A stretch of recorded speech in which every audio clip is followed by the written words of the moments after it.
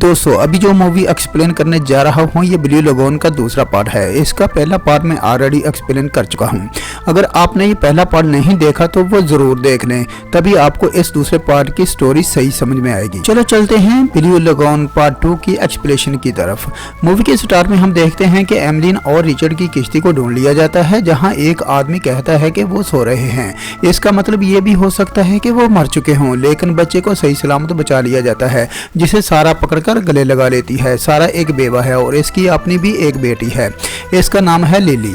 पर अब रिचर्ड और एमलिन मर चुके थे और अब जहाज का कैप्टन और क्रू उनकी डेड बॉडीज को समुद्र में बहा देते हैं। और इस वक्त उनकी कश्ती में प्लेग रोग आ गया था और ये प्लेग रोग का तीसरा दर्जा चल रहा था। इस वक्त के प्लेग रोग की खतरनाक माना जाता था, जिसे एक ब्लैक बेड भी कहा जाता था, जिसकी वजह से जहाज का कैप्टन और क्रू फैसला करते हैं कि सारा को दोनों बच्चों के साथ समंदर में एक नाव में छोड़ दिया जाए, इस उम्मीद से कि उन्हें कोई ना कोई जहाज बचा लेगा या किसी आइलैंड पर पहुंच जाएंगे, क्योंकि इस जहाज पर तो इनका मरना तय था। तो वो उनको एक नाव में रात के वक्त समुद्र में उतार देते हैं। सुबह होती है तो सारा कैनी से पानी मांगती है, लेकिन कैनी पानी देने से मना कर देता है। वो कहता है कि हमें पानी बचा कर रखना होगा। अब दिन के साथ साथ रात भी गुजर चुकी। अगली सुबह भूख और प्यास से वो बच्चे रोए जा रहे थे, लेकिन कैनी उनको पानी देने के लिए बिल्कुल भी तैयार नहीं था, बल्कि बच्चों के रोने की वजह से वो सारा पर गुस्सा हो रहा था। वो सारा से कहता है कि बच्चों को चुप कराओ, लेकिन बच्चे चुप नहीं हो रहे थे। तब कैनी उनको उठाकर समंदर में फेंकने वाला था, तभी सारा उस पर चप्पू से वार करती है और उसे मारकर समंदर में फेंक देती है। अगले दिन जब सुबह वो देखती है कि उसे सामने एक आइलैंड दिखाई देता है। खैर वो लहरों से बचते बचते उनकी नाव उस आइलैंड पर पहुंच जाती है। भूख और प्यास से उनकी हालत खराब हो गई थी। अब वो एक तरपाल से टेंट बनाती है, बच्चों को पानी पिलाती है और फिर आइलैंड का मुआयना करती है, जहां उसे पीने के लिए साफ पानी मिलता है और खाने के लिए फ्रूट, जैसे जिसे देखकर वो बहुत खुश होती है। इसके साथ ही बारिश शुरू हो जाती है, जिससे वो बच्चों को लेकर वापस टेंट में आ जाती है। कुछ देर बाद बारिश रुक जाती है। वो बच्चों को लेकर बीच पर पहुंचती है। उस बच्चे को रिचर्ड नाम से बुलाया जाता है। रिचर्ड एक लकड़ियों से बने घर की तरफ इशारा करता है। असल में ये वही घर था जो उसके वालिदैन ने बनाया था और ये वही आइलैंड था जहां पर सारा पहुंचती है। रिचर्ड घर में जाता है और अपनी मोम को ढूंढने लगता है, पर वो उसे कहीं नहीं दिखती, जिससे रिचर्ड रोने लगता है। अब सारा कहती है कि मैं ही तुम्हारी माँ हूँ। घर में वैसे ही सारी चीजें पड़ी हुई थीं जैसे वो छोड़कर गए थे। सारा इन बच्चों के साथ इसी घर में रहने लगती है। रात जब वो बच्चों को सुला रही थी तो उसे ड्रम बजने की आवाज सुनाई देती है। जब वो बाहर निकलकर देखती है तो उसे बहुत सारी नाव दिखाई देती हैं। लिली और रिचर्ड आहिस्ता आहिस्ता जवान हो रहे थे और नई नई चीजें सीख रहे थे। सारा को फिर से वो आवाज सुनाई देती है। यहाँ पड़े एक कागज से उसे पता चलता है कि हर 3 माह में पूरी रात को इस आइलैंड पर कोई आता था। वो फौरन जाकर बच्चों को सुला देती है। इस तरह वक्त गुजरता गया और 8 साल बीत जाते हैं। अब रिचर्ड 10 साल और लिली 8 साल की हो गई थी। ये दोनों सारा दिन एक साथ खेला करते। सारा इन दोनों की जिंदगी के मुताल्लिक बातें बताती है कि कैसे एक लड़का बड़ा होकर आदमी बनता है और लड़की कैसे बड़ी होकर औरत बनती है और बड़े होकर इनके जिस्म में क्या क्या तब्दीलियां आती हैं। वो शादी से लेकर बच्चा होने तक सारा प्रोसेस उन्हें बताती है और बच्चों के दिल में जो भी डाउट थे वो उन्हें क्लियर करती है। एक दिन लिली और रिचर्ड मछली पकड़ने जाते हैं, जहां पर वो नाव को एक पत्थर से बांधकर मछली पकड़ रहे थे। तभी रस्सी खुल जाती है और नाव दूसरे किनारे की तरफ पहुंच जाती है।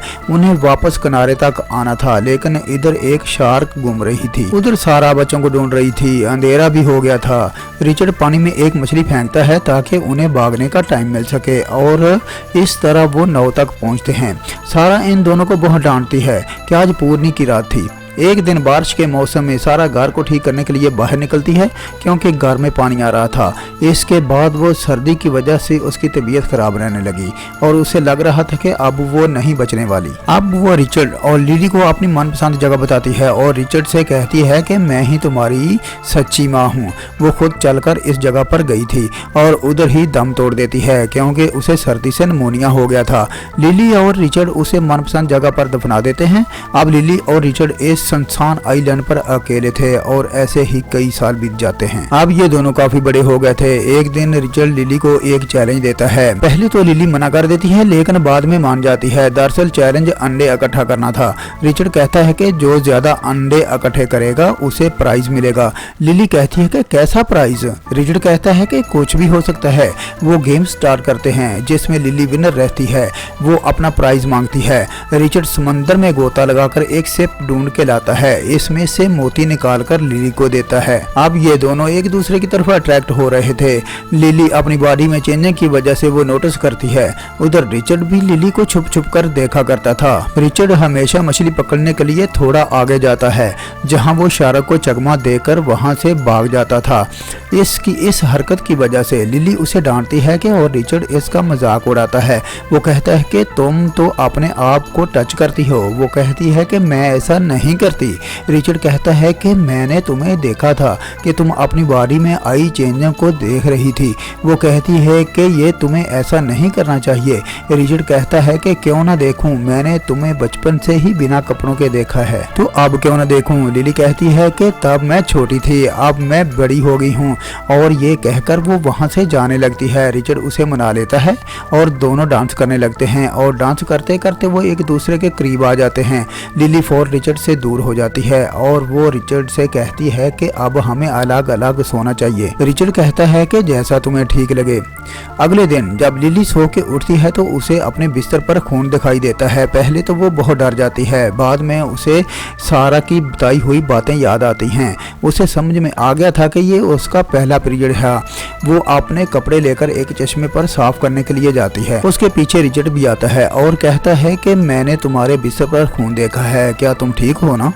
तभी लिली कहती है कि क्या तुम्हें याद है ना मॉम ने क्या कहा था कि जब एक लड़की जवान होती है तो क्या क्या होता है।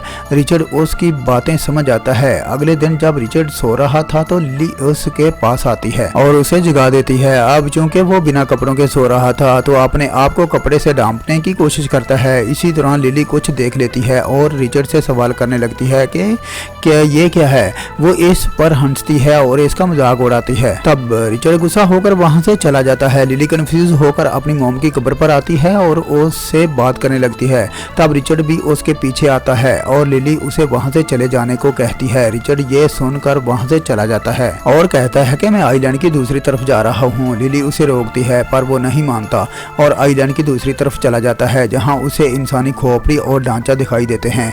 ये वही जगह थी जहाँ जंगली आदिवासी इंसानों की बलि देते थे और उसे जंगली आदिवासियों की आवाज सुनाई देती है और अब रात होने वाली थी। रिचर्ड खुद को छुपाने के लिए जिस्म पर कीचड़ लगा देता है। उधर लिली उसका इंतजार कर रही थी। वो आदिवासी आते हैं और अपनी रस्म पूरी करते हैं। रिचर्ड ये सब छुप कर देख रहा था। तभी एक आदिवासी रिचर्ड को देख लेता है और बिना कुछ कहे वहां से चला जाता है। रिचर्ड को उस पत्थर पर खून दिखाई देता है। सुबह जब रिचर्ड घर जा रहा था तो तभी उसे लिली मिलती है जो उसे ढूंढने आ रही थी और कहती है कि तुम रात भर कहाँ थे? मैं बहुत डर गई थी, मुझे लगा कि मैंने तुम्हें खो दिया है। अब इन दोनों में जो बहस थी वो ख़त्म हो जाती है और ये दोनों काफ़ी क्लोज हो जाते हैं और पहली बार किस करते हैं और अगले ही दिन वो शादी कर लेते हैं। शादी के बाद वो अपनी नई ज़िंदगी की शुरुआत करते हैं। वो हर वक्त एक दूसरे के साथ रहते थे और वो अपनी लाइफ एंजॉय कर रहे थे जिसमें बेइंतहा प्यार था और एक दूसरे का एहसास था। ऐसे ही वक्त गुजरता गया। एक दिन समंदर में उन्हें जहाज़ नज़र आता है और वो फ़ौरन सिग्नल देने के लिए लकड़ियाँ जलाने जाते हैं, लेकिन ये देखते हैं कि वो लोग इधर ही आ रहे हैं। उनके साथ एक लड़की भी थी और उनके पास एक राइफल भी थी। तो रिचर्ड और लिली उनसे मिलते हैं और उनका वेलकम करते हैं। वो कैप्टन जैकब थे और उनके साथ उनकी बिगड़ी हुई बेटी सिवेरिया भी थी। रिचर्ड और लिली के कपड़े देखकर उन्हें बहुत अजीब लगता है। सिवेरिया को लगता है कि ये दोनों बहन भाई हैं, लेकिन लिली कहती है कि हम मियाँ बीवी हैं। ये सुनकर सिवेरिया चौंक जाती है। लिली कहती है कि 6 साल पहले उसकी मॉम की डेथ हो गई थी और हम यहाँ कब से हैं ये तो हमें मालूम नहीं। नहीं, बस वो हर महीने पूरी रात को मिलते हैं। रिचर्ड और लिली उनको डिनर करवाते हैं। कैप्टन जैकब को उनका खाना बहुत पसंद आता है। रिचर्ड उन्हें अपने साथ वापस ले जाने को कहता है। जैकब उनको नए कपड़े और जूते देते हैं। सवेरिया रिचर्ड को बहुत पसंद करने लगी थी, वो उसे नोटिस कर रही थी। रिचर्ड उन्हें वो वाटरफॉल दिखाता है जहाँ पर साफ पानी मौजूद था, तो वो लोग पानी भरने लगते हैं। रिचर्ड और लिली को ऐसे कपड़े पहनने की आदत नहीं थी, वो कपड़े उतारकर पानी में कूद जाते हैं। सवेरिया अब किसी तरह से लिली को रास्ते से हटाकर रिचर्ड को हासिल करना चाहती थी। एक रात वो रिचर्ड के साथ डांस करने लगती है, जिसे देखकर लिली गुस्सा होकर वहां से चली जाती है। सुबह लिली मेकअप करती है, वो भी सवेरिया जैसी दिखना चाहती थी, जिससे वो रिचर्ड का ध्यान अपनी तरफ कर सके। रिचर्ड जब मेकअप देखता है तो उसे कहता है कि अपना मुंह धो लो। इसके बाद वो सवेरिया के साथ मछली पकड़ने चला जाता है। जहां सवेरिया उसके पास आने की कोशिश करती है, उधर लिली नहा रही थी। इस पर कैप्टन के एक आदमी की नजर थी। जब वो बाहर आती है तो वो आदमी उसका पीछा करता है और उसे पकड़ लेता है। दूसरी तरफ रिचर्ड बातों बातों में सवेरिया को लिली कहकर बुलाता है, तो सवेरिया कहती है कि उसका नाम मत लो। रिचर्ड कहता है कि मैं उसके साथ ही पला बड़ा हूँ और मैंने उसके साथ शादी कर ली है, मैं उसे धोखा नहीं कर सकता। सवेरिया उसे थप्पड़ मार देती है, जिससे रिचर्ड उसे वहीं छोड़कर चला जाता है। उधर कैप्टन का आदमी लिली के पीछे पड़ जाता है। वो उसे उस मोती के बारे में पूछ रहा था जो उसने लिली के बालों में देख लिया था। मोती मिलने के बाद वो उसके साथ जबरदस्ती करने लगता है। तभी रिचर्ड आता है और दोनों में फाइट हो जाती है। वो रिचर्ड पर गोली भी चलाता है। गोली की आवाज बाकी लोग भी सुन लेते हैं। अब वो राइफल लेकर इसके पीछे पड़ जाता है। वो इस पर कई गोलियां भी चलाता है, लेकिन रिचर्ड को नहीं लगती। रिचर्ड के पीछे भागते वक्त वो गिर जाता है, जिससे उसके सर से खून बहने लगता है। रिचर्ड उसे वहीं ले आया था जहां उसने शार्क को कई बार देखा था और शार्क उसका काम तमाम कर देती है। रिचर्ड वापस लिली के पास आता है और उसे कैप्टन के साथ वापस जाने की बात करता है, लेकिन लिली मना कर देती है। वो कहती है कि अगर तुम जाना चाहते हो तो चले जाओ। साथ में वो ये भी कहती है कि वो प्रेग्नेंट है। अब वो इस आइलैंड पर रहकर आने वाले बच्चे को पालने का फैसला करते हैं और वो जहाज चला जाता है। कुछ अरसा बाद उनके यहाँ एक बेटी पैदा होती है और हम देखते हैं कि ये लोग अपनी लाइफ में बहुत खुशी महसूस करते हैं और खुशी खुशी ज़िंदगी गुजार रहे हैं। इसके साथ ही मूवी का हैप्पी एंडिंग हो जाता है। Thanks for watching.